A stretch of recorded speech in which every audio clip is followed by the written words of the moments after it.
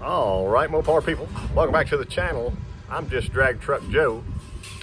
So I got to do some rear suspension stuff. I wanted to bring y'all along and explain the method behind my madness.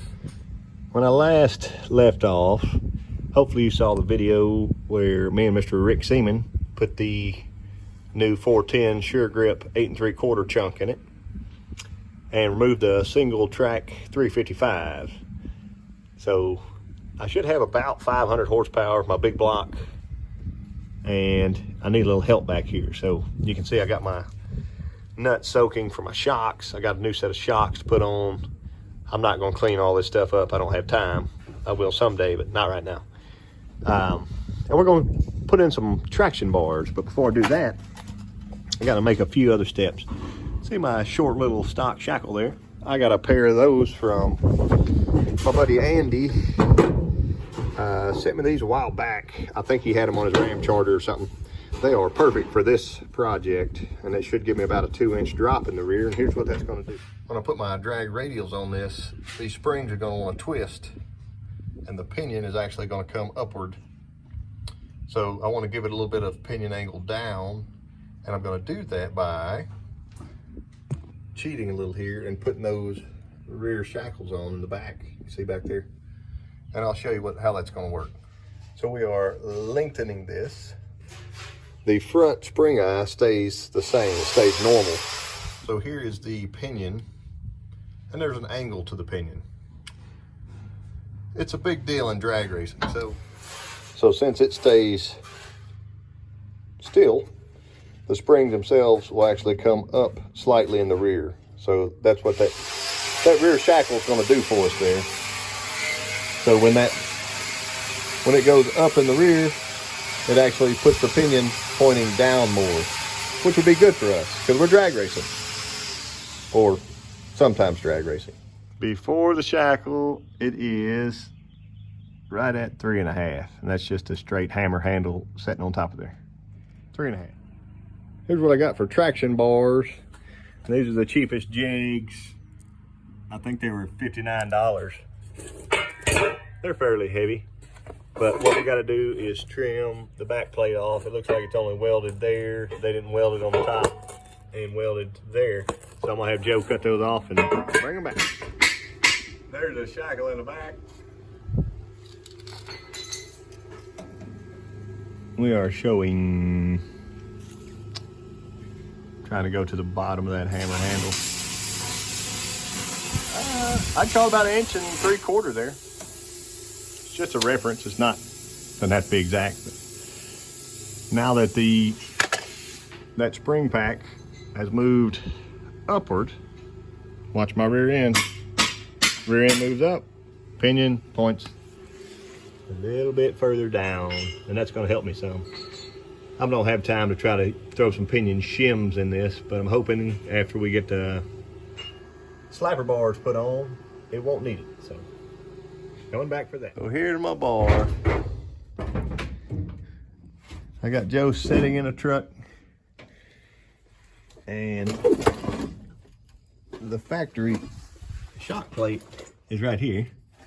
So what I'm going to do is basically tap on the front of the bar till it touches the inside of that plate. Up in here, I'm gonna clean that really well, and then weld on both edges and across the bottom. I might actually stick me another piece of plate on the bottom. And then, this is a piece that we cut off earlier. I'm going to weld both sides of that, pop it back down, weld across the top. This bar will be done. So he's in the truck now. I got about a 1/4 inch right here. And you can get out now, Joe. All right.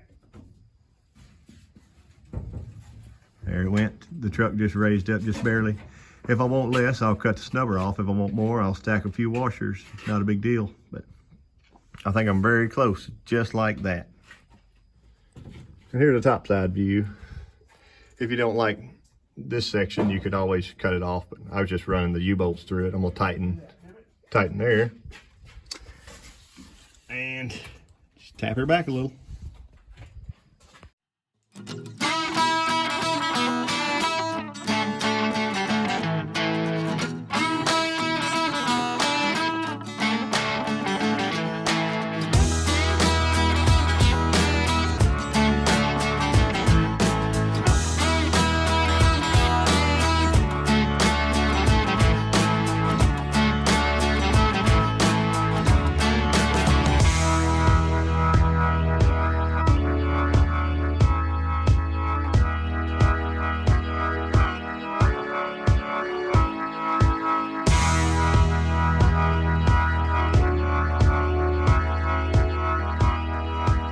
So here are my bars. This is bar number 2. Clamp tight here, welded, welded, welded.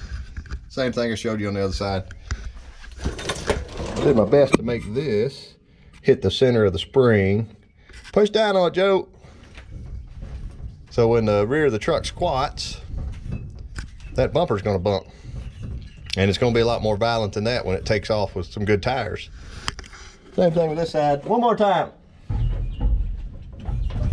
There it goes. Thank you. And this does only have 4 springs. My old black truck, I think I actually only ran 4 in it. The old stock clamps are still pretty tight. I'm not relying on them at all. This is clamping the front of the spring here. If I wanted to add another one, I could. Just see how it goes. But I got it welded to the inside of the plate on both sides. See there. And then I took my other little plate. There's my other little plate from the back side. And I welded, it actually slipped right inside the tube, so I welded around there.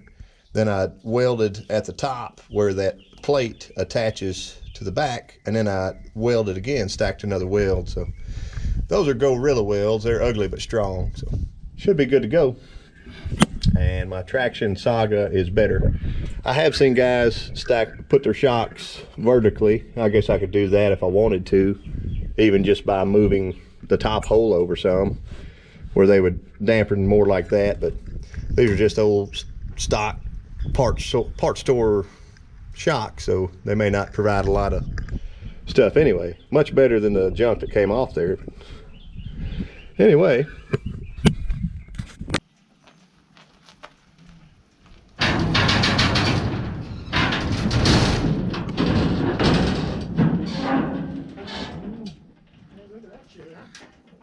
okay, thank you very much.